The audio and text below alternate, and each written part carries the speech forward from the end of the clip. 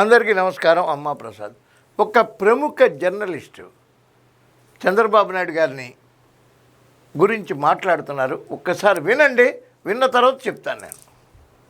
The Nizam built Hyderabad, the Britishers built the second city Sikandrabad, and then Chandrababu Naidu built Cyberabad. Today you are on to another project to build another city, Amravati. Where do you see yourself? You know, I see a lot of work coming, a lot of support also from the central government. What's the road ahead? Today I am proud to say Hyderabad is the best livable city, and Telangana is having the highest per capita income. That is how we built that city. God has given me one more opportunity to build another city, that is Amravati. You are Nizam గారు హైదరాబాద్ నియమించారు, British వాళ్ళు సికింద్రాబాద్ నియమించారు. తర్వాత ఎన్నో దశాబ్దాల తర్వాత సైబరాబాద్ నిర్మాత మన చంద్రబాబు నాయుడు గారు.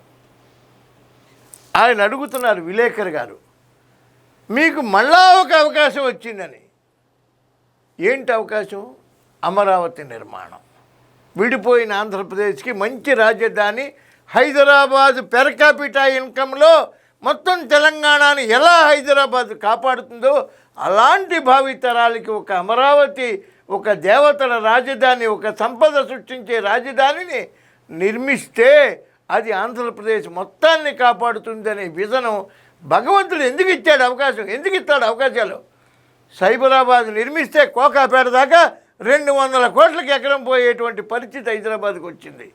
హైదరాబాద్లో లక్షల కోట్ల అపార్ట్మెంట్లు వచ్చేసి హైదరాబాద్ ఆదాయం తెలంగాణ మొత్తాన్ని కాపాడుతుంది.